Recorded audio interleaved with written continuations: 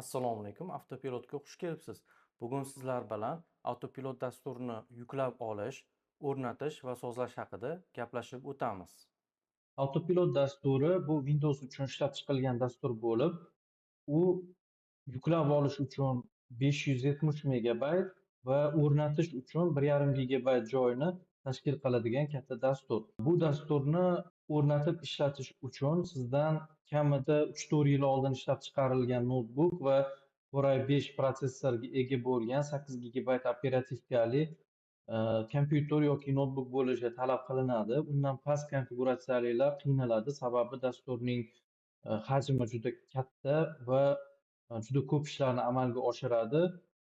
Bu ishlarga agar xarakteristikasi pastroq kompyuterlar bo'lsa, qiynalib qolishi mumkin. Xullas, dasturni autopilot.uz saytidan yuklab olamiz. Mana bu yerdagi yuklab olish tugmasini bossalar, dastur yuklab olinadi. Dasturning dastlabki versiyalari 400-500 megabayt joy olardi. Hozir borgan sari dastur yangilanib, qo'shimcha funksiyalar, qo'shimcha imkoniyatlar qo'shib borilayotganligi uchun uning hajmi ham ortib bormoqda. Dastur yuklab olindi. Dasturning ustiga 2 marta bosish orqali uni o'rnatadigan uстановщикni ishga tushiramiz. Next yoki следующий bosasiz, fa'ni bosamiz. O'rnatiladigan papkani tanlaymiz. Dasturni yuklab olish va o'rnatishga ko'pi bilan 10 minut, 15 minut vaqt ketishi mumkin. Internetingiz tezligiga qarab turib. Dastur o'rnatilguncha bir narsani eslatib o'tmoqchiman. Sizning C diskingizda iloji boricha DS-Keys papkasini ichida kalitlar joylashishi kerak va muddati o'tgan kalitlaringizni, prefix fayllaringizni o'chirib tashlagan bo'lishingiz kerak. Bo'lmasa dastur ularni imzolashga urinib, eskisini imzolashga urinib, xatolikka uchrashi mumkin. Shuning uchun faqatgina aktual kalitlaringizni qoldirishni tavsiya qilaman.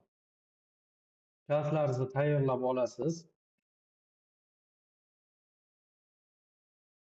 Finishni bosasiz. Shu bilan avtopilot dasturi o'rnatildi. Dasturni birinchi marta o'rnatganingizda sizda avval kabinetga kiring degan yozuv chiqadi. Mana bu joydan telefon raqamingizni terib turib, SMS orqali avtorizatsiyadan o'tib ketishingiz mumkin. Va sizda korxona tanlang degan yozuv chiqadi. Siz birinchi o'rinda korxonani qo'shib olishingiz kerak. Menda allaqachon qo'shilgan korxonalar bor. Lekin yangi korxonani qo'shib olmoqchi bo'lsangiz, yangi korxona qo'shish tugmasini bosasiz. Korxonalar ro'yxati chiqadi. Korxonalar ro'yxatidan o'zingizga kerak bo'lgan korxonani qo'shib olasiz. Buning uchun uni elektron raqamli imzo parolni kiritib, saqlashni bosasiz, saqlanadi va yopasiz. Keyin o'zingizga kerakli bo'lgan korxonani tanlab, mana shu korxona bilan bir ishlashni boshlaysiz. Sizda boshida hech qanaqa tovar qo'shilmagan bo'ladi, hammasi nol bo'ladi.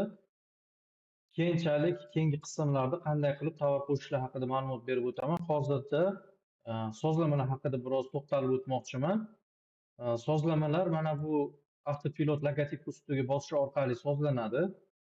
Bu joyda siz bildirishnomalar, murojaat uchun tariflarni ko'rishingiz mumkin va hisobni to'ldirish, o'sha balansingizda qancha borligi va qancha belgilar sarflaganingizni ko'rishingiz mumkin. Keyin sozlamalar bo'limi ichida gaplashib o'tamiz. Corporation SMS telefon raqami degani oldin Corporationda biron tovar joylamoqchi bo'lsangiz, SMS orqali kelgan kodni kiritishingizga to'g'ri kelardi. Shuning uchun qo'shgandik. Hozir bu bekor qilingan, kerak emas. Keyin tovar joylash tezligi, bu har bir birjada tovarni joylashi o'zgartirishingiz mumkin tezligini. Masalan, e-birja corporationlarda tez joylasangiz bo'laveradi, lekin Tata xarid bilan O'zXda limit bor. O'shaning uchun bitta tovarni 1 daqiqadan tez joylamaslikni tavsiya qilaman. Va joylash tilini ham o'zingiz tanlashingiz mumkin. Masalan, O'zXni ruscha qilib qo'yishingiz mumkin, Tata xaridni ruscha qilib qo'yishingiz mumkin. E-birja bilan corporation faqat o'zbekcha ma'lumotlarni qabul qiladi. Shuning uchun bular o'zbek tilida turaverishi mumkin. Xohlasangiz hammasi o'zbekcha bo'lishi ham mumkin. Mana bu nastroykalar kerak emas, hozir aktual emas va saqlangan yirik parollar agarda siz biror korxonangizni elektron raqamli imzo parolini noto'g'ri kiritib qo'ygan bo'lsangiz, siz mana shu joydan uni kirib, qo'lda o'zgartirishingiz mumkin. Tahrirlashni bosasiz va parolni o'zgartirib, saqlashni bosib qo'yasiz. Xatti xarid login paroli degani ba'zi bir foydalanuvchilar xatti xariddagi akkauntiga login va parol bilan kirishadi, ya'ni ключ bilan kirishmaydi. Agar ключ bilan kirishadigan bo'lsa, tovar joylashda yoki narx berishda xatolik beradi.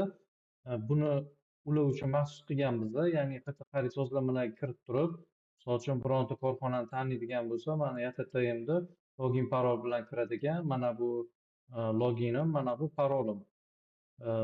Shu joyga kiritib qo'yish kerak agar siz xatti xaridda login parol bilan ishlaydigan bo'lsangiz. Yana sozlashda masalan sizga qora tema yoqishi mumkin yoki oq kunduzgi rejim yoqishi mumkin. Man hozir tungi rejimdaman. Agar mana buni bosadigan bo'lsam, kunduzgi rejimga o'taman, ya'ni oq bo'ladi. Barcha ma'lumotlar o'sha oq fonda ko'rinadi. Yana bir sozlamalardan kerakli narsa bu eslatma, ya'ni mana bu eslatmani bosadigan bo'lsangiz, siz Telegramga o'tib ketasiz va bu joy orqali siz Telegramdan o'sha shartnomalar haqida yoki biror shartnoma chiqqanda yoki shartnoma to'landi holatiga o'tganingizda barcha ma'lumotlarni ko'rib turishingiz mumkin. Ya'ni sizga eslatma kelib turadi. Bu bo'limni yanada kuchaytirmoqdamiz. Borgan sari hozirda agar Didox orqali faktura tasdiqlangan bo'lsa, u haqida ham ma'lumot keladi. Agar sahifani yangilamoqchi bo'lsangiz, mana bu refresh tugmasini bosasiz. Bu xuddi brauzerdagi obnovitga o'xshaydi. Agarda sizga rus tili qulay bo'lsa, mana bu joydan runi bosish orqali rus tiliga o'tkazib olishingiz mumkin. Mana bu joyda sizni firmangizni nomi va INN raqamingiz turadi. Bu onlayn holati internetga ulanganligingiz va dastur to'g'ri ishlayotganligini bildiradi. Bu joyda esa avtopilot dasturini hozir qaysi versiyasidan ishlatayotganligingiz ko'rinib turadi. Agarda avtopilot dasturini yangi versiyasi chiqqan bo'lsa-yu, siz lekin hali uni yuklab olmagan bo'lsangiz, yangilamagan bo'lsangiz, u holda mana bu yangilanish tugmasini bosish orqali o'sha oxirgi versiyami yo'qmi shuni tekshirib olishingiz mumkin. Bundan tashqari pomosh bor. Bu Telegram orqali yordam ko'rsatish. Agar buni bosadigan bo'lsangiz, siz Telegram guruhimizga o'tib ketasiz. Ya'ni o'sha joyda o'zingizga kerak bo'lgan bironta savol so'ramoqchi bo'lsangiz, o'sha joyda berishingiz mumkin. Bizning xodimlarimiz sizga bu joyda yordam ko'rsatishadi.